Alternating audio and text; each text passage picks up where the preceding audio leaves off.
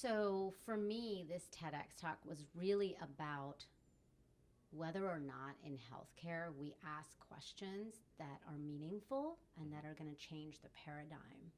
And a lot of what I saw practicing as a physician was adding parts to the process. But if we really step back and find out if our patients are getting better or if we're working together with our patients, I didn't see that happening.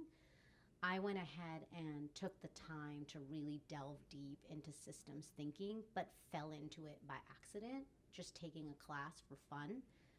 It led to my stopping practice for a year and getting an MBA and really thinking about why other industries approach paradigms and look at the systems. But in healthcare, we look at your human body as different parts that come together without the doctor really being able to step back and listen to your story, your overall story. So for me, I had one patient, Charlie, who years ago had always perplexed me in that if I hadn't gone out of my routine to really interact with him and figure out what's wrong, he had a brain cancer and he would be dead today. And every year on Christmas and New Year's, he emails me. So it sort of reinvigorates practicing medicine when the rest of it can be just churn and patient after patient without getting an opportunity to listen. So what I've come to now this year is the realization that it's okay to really question what we're doing for healthcare in the United States and to go back to the fact that a doctor and a patient need to have a good, deep conversation about what's happening in your life, because that's going to give us clues to your diagnosis. And we tend to ignore that, and we tend to rush right to what test can we order and what pill can we prescribe. Mm-hmm. I don't think we're going to win if we don't change the way we think. One of the things that was really interesting about systems thinking is if we think about challenges to doing a different conversation in healthcare, we always jump to having more technology as the answer.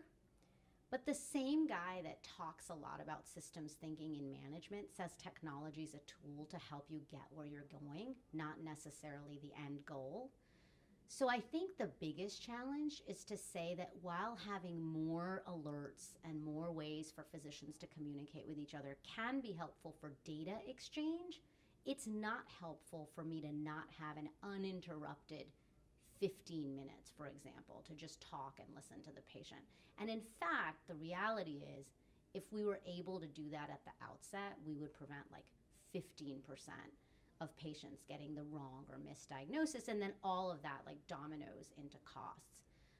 Another big challenge is frankly that the system right now generates a lot of churn and makes a lot of money.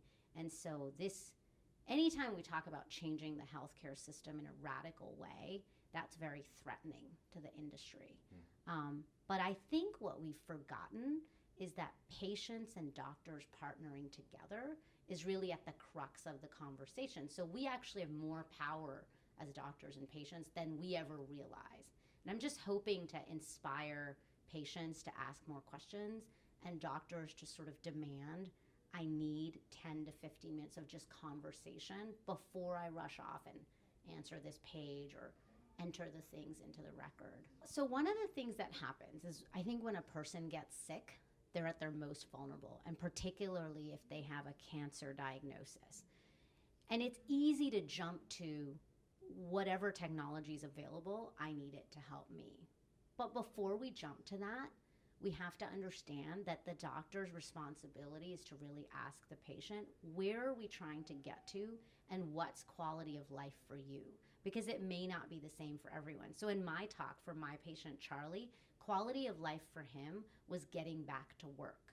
He wanted to know like if the chemo and radiation treatment would be limited.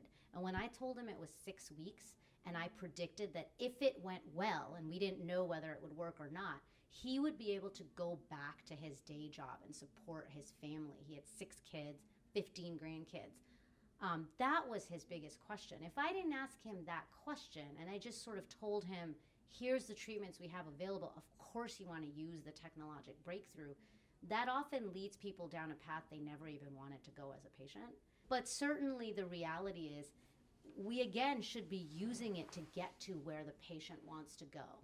The second part to that though is I tell patients, like in my world of sinus surgery, we have all the technologies to make it safe.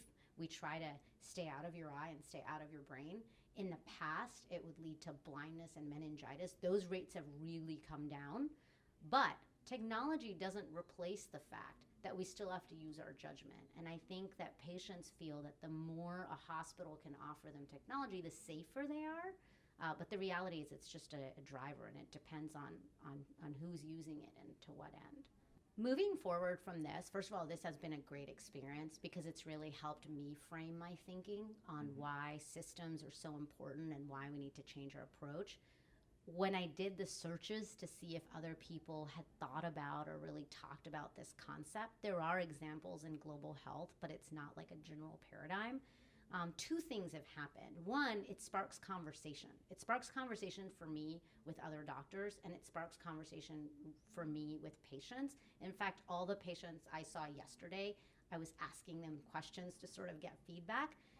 But the other thing it does is we can share things globally. It's not just the US healthcare system. So I'm actually now part of this organization called Collective Health Tech. And we're really trying to say that if you, as a doctor in a hospital, has an innovation in Sweden, could we have you teach and learn with other doctors in Brazil or New York City? Because you know what?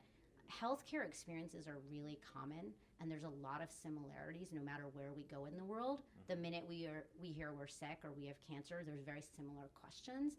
So I don't know where this entrepreneurial venture will go, but I think it certainly shows me that there's a huge opportunity space for patients and doctors to take back healthcare.